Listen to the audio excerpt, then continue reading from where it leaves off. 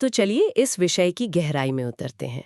आज का विषय है मशरूम की दुनिया, खास तौर पर शिटाके मशरूम। हम अक्सर मशरूम के नाम पर बस वो सफेद बटन मशरूम ही जानते हैं जो हर जगह मिल जाता है। लेकिन हमारे श्रोता ने जो स्रोत भेजे हैं वो एक बिल्कुल अलग ही दुनिया का दरवाजा खोलते हैं। बिल्कुल। और ये स्रोत भी बड़े मजेदार हैं। हमारे पास कुछ अकादमिक शोध पत्र हैं, कुछ स्वास्थ्य से जुड़े लेख हैं और यहाँ तक कि कुछ ऑनलाइन चर्चाएं भी हैं। हाँ, जिनसे पता चलता है कि आम लोग इसके बारे में क्या सोचते हैं। तो आज हमारी खोज का मकसद साफ है। हमें ये समझना है कि शिटाके में ऐसा क्या खास है। क्या इसे सुपरफूड कहना सिर्फ एक मार्केटिंग का तरीका है या इसके पीछे कोई ठोस विज्ञान है। और सबसे दिलचस्प सवाल ये कि इसके अलग अलग रूप, ताज़ा, सूखा और पाउडर, इसके गुणों को कैसे बदलते हैं। हाँ, ये सवाल बहुत जरूरी है, क्योंकि हम अक्सर मान लेते हैं कि किसी भी चीज का ताज़ा रूप ही सबसे अच्छा होता है। और जैसा कि हम देखेंगे, शिटाके के मामले में कहानी थोड़ी सी अलग है। पहचान है, इसकी तुलना में व्हाइट बटन मशरूम का स्वाद काफी हल्का होता है और बनावट भी थोड़ी नरम और स्पंजी सी होती है। बिल्कुल।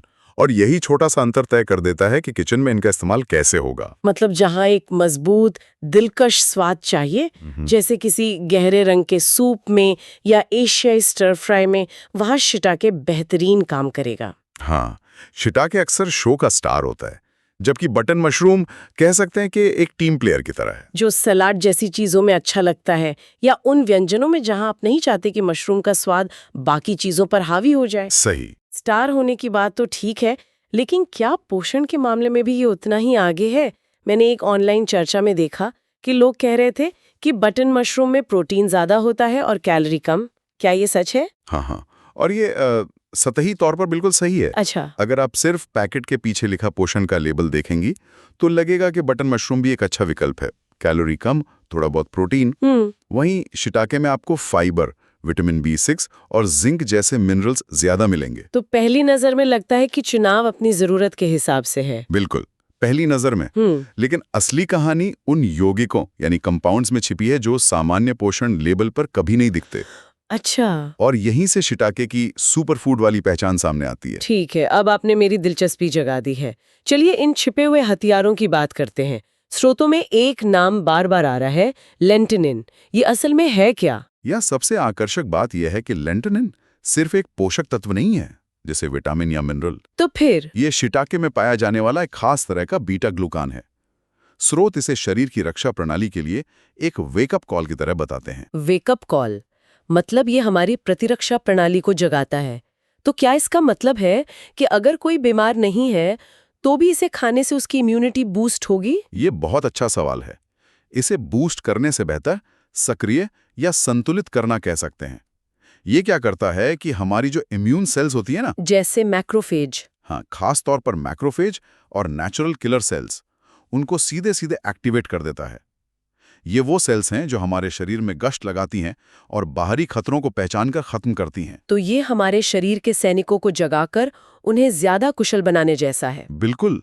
और इसका असर इतना प्रमाणित है कि चीन और जापान में लेंटिनिन को एक दवा के तौर पर कीमोथेरेपी के सहायक के रूप में मंजूरी मिली है। क्या बात है। बता देता है कि मरीज कठोर इलाज को बेहतर ढंग से सहन कर पाते हैं। ये तो कमाल है। ये सिर्फ एक पोषक तत्व नहीं बल्कि एक एक्टिवेटर है। अच्छा, और वो दूसरा कंपाउंड एर्गोथायोनिन, स्रोतों में इसे लंबी उम्र का विटामिन तक कहा गया है। ये सुनने में थोड़ा बढ़ा चढ़ा कर लगता है। शुरुआत में ऐसा लग सकता है, लेकिन इसके पीछे का विज्ञान बहुत मजबूत है। एर्गोथायोनिन एक बहुत शक्तिशाली एंटीऑक्सीडेंट है। खास बात यह है कि हमारा शरीर इसे खुद नहीं बना सकता। इसे हमें अपने आहार से ही लेना पड़ता है। हाँ, और मशरूम इसका सबसे बेहतरीन स्रोत है। लेकिन सबसे हैरान करने वाली बात जो मुझे स्रोतों में लगी वो इसके लिए बने एक खास ट्रांसपोर्टर प्रोटीन के बारे में थी, OCTN1। मतलब एक खास ट्रांसपोर्टर सिर्फ इस एक चीज के लिए। इसका मतलब यह है कि विकास के क्रम में हमारे शरीर ने इस यौगिक को इतना जरूरी समझा कि इसे सोखने और शरीर की सबसे जरूरी जगहों तक पहुंचाने के लिए एक विशेष गेटवे बनाया है। वो जरूरी जगह है माइटोकॉन्ड्रिया, जो हमें ऊर्जा देते हैं। हाँ, और एर्गोथायोनिन उन्हें ऑक्सीडेटिव तनाव से बचाता है, जो बढ़ती उम्र और अल्जाइमर जैसी कई बीमारियों का एक बड़ा कारण है। जापान में हुए एक अध्ययन का भी जिक्र था। हाँ, उस अध्ययन में 13,000 से ज्यादा बुजुर्गों पर लगभग 6 साल तक नजर रखी गई।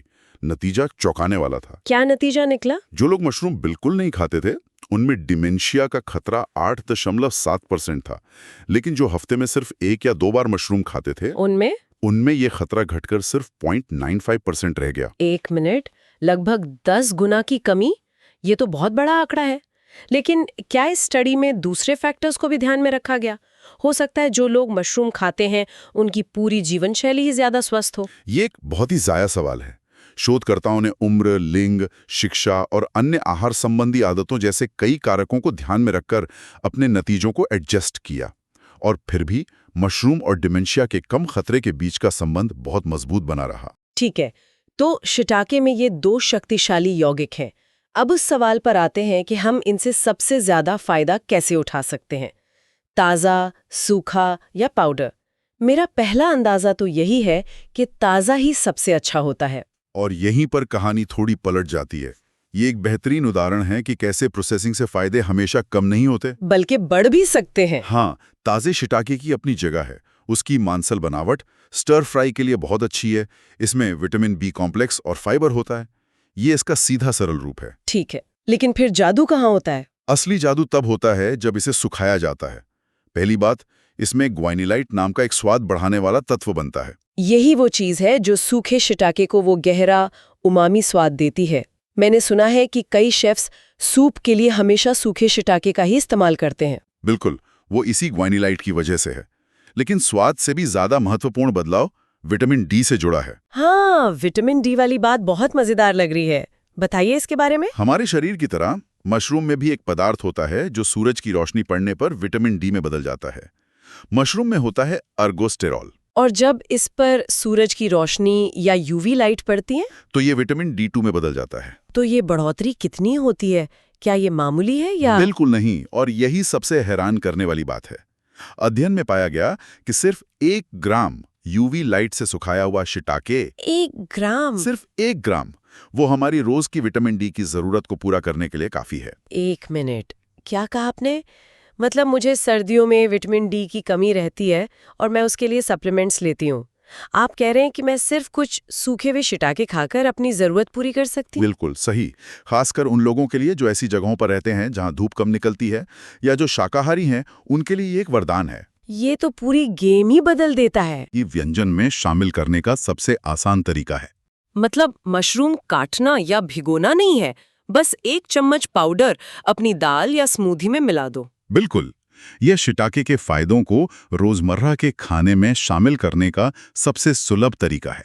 ठीक है, तो अब तक की बातचीत से तो ऐसा लगता है कि ये शिटाके के लिए एक तरफा जीत है। स्वाद में बेहतर, खास यौगिक, विटामिन डी बनाने की क्षमता। क्या कोई ऐसा क्षेत्र है जहां हमारा साधारण व्हाइट बटन मशरूम बाजी मार लेता हो? ज्यादातर मामलों में शिटाके ही आगे हैं, इसमें कोई शक नहीं। लेकिन कहानी में एक दिलचस्प मोड़ है जो साइलो में प्रकाशित एक अध्ययन से सामने आया। उसमें क्या पाया गया? जब उन्होंने कुल फेनोलिक यौगिकों और एंटीऑक्सीडेंट गतिविधि को मानक लैब टेस्ट से मापा, तो साधारण व्हाइट बटन मशरूम का स्कोर शिटाके से ज्यादा था। क्या ये कैसे संभव है? हम इतनी देर से शिटाके के शक्तिशाली यौगिकों की बात कर रहे हैं और एक सामान्य टेस्ट में बटन मशरूम जीत गया। और यहीं पर ये एक महत्वपूर्ण सवाल खड़ा होता है कि हम स्वास्थ्य लाभ को मापते कैसे हैं। बात सिर्फ एंटीऑक्सीडेंट की कुल मात्रा की नहीं है, बल्कि उनकी गुणवत्ता और उनके काम करने के तरीके की भी है। इसे थोड़ा और आसान करके समझाइए। इसे ऐसे समझिए कि एक सामान्य औजारों के डिब्बे और एक सर्जन के सर्जिकल उपकरणों में क्या फर्क है। औजारों के डिब्बे में शायद ज्यादा औजार हों, हथौड़े, पेचकस, जो रोजमर्रा के काम के लिए अच्छे हैं। लेकिन जब कोई बहुत ही सटीक और नाजुक काम जैसे दिल की सर्जरी करनी हो, तो आपको वो खास सर्जिकल उपकरण ही चाहिए, भले ही संख्या में कम हो। ये एक बेहतरीन मिसाल है। तो मतलब बटन मशरूम रोजमर्रा की छोटी मोटी मरम्मत के लिए अच्छा है, एक सामान्य सुरक्षा कवच की तरह। लेकिन जब शरीर को किसी बड़ी चुनौती का सामना करना हो, जैसे प्रतिरक्षा प्रणाली को जगाना हो या कोशिकाओं के पावर हाउस को बचाना हो, तो शिटाके के खास औजार यानी लेंटिनिन और अर्गोथायोनिन काम आते हैं। आपने बिल्कुल सही समझा। शिटाके में मौजूद यौगिकों का शरीर पर बहुत ही विशिष्ट और लक्षित प्रभाव होता है, जिसे ये सामान्य टेस्ट पकड़ ही नहीं पाते। ये पूरी तस्वीर को साफ कर देता है। तो संक्षेप में, व्हाइट बटन मशरूम बुरा नहीं है, लेकिन शिटाके मशरूम अपने खास यौगिकों की वजह से एक अलग ही लीग में है। हाँ, लेंटिनिन हमारी इम्यूनिटी के लिए और अर्गोथायोनिन हमारी कोशिकाओं की लंबी उम्र के लिए, और यूवी लाइट में सुखाने की प्रक्रिया इसे विटामिन डी का एक बेजोड़ स्रोत बना देती है। और जबकि व्हाइट बटन मशरूम अभी भी एक स्वस्थ कम कैलोरी वाला विकल्प है, शिटाके ये खास शोध आधारित स्वास्थ्य लाभ प्रदान करता है। जो इसे एक साधारण सब्जी से कहीं ज्यादा एक औषधीय भोजन यानी फंक्शनल फूड बनाते हैं। आज की हमारी चर्चा से ये तो साफ है कि शिटाके को अपनी डाइट में शामिल करने के कई मजबूत वैज्ञानिक कारण हैं। लेकिन स्रोतों को पढ़ते हुए एक विचार मेरे दिमाग में आया जो भविष्य की ओर इशारा करता है। बताइए, क्या विचार है? स्रोतों में मशरूम के अंदर मौजूद यौगिकों के बारे में बहुत बात हुई है, लेकिन एक अध्ययन में ये भी बताया गया है कि सबस्ट्रेट यानी वो चीज जिस पर मशरूम उगाया जाता है, उसके पोषण प्रोफाइल को काफी हद तक बदल सकता है। हाँ, ये बिल्कुल सच है। मशरूम अपने आसपास के वातावरण से पोषक तत्वों को सोखने में माहिर होते हैं। तो ये हमें सोचने पर मजबूर करता है, जैसे जैसे मशरूम उगाने की हमारी तकनीक बेहतर होती जाएगी, क्या हम भविष्य में कस्टम मशरूम डिजाइन करना शुरू कर सकते हैं, मतलब किसी खास स्वास्थ्य लाभ के लिए? हाँ, क्या हम शिटाके को सेलेनियम या अन्य जरूरी खनिजों से भरपूर सबस्ट्रेट पर उगा सकते हैं, जिससे एक प्राकृतिक भोजन को एक सटीक रूप से तैयार किए गए न्यूट्रास्यूटिकल में बदला जा सके? बिल्कुल। भोजन और दवा के बीच की रेखा कहाँ खत्म होती है, ये एक ऐसा सवाल है जिसके बारे में सोचते रहना चाहिए।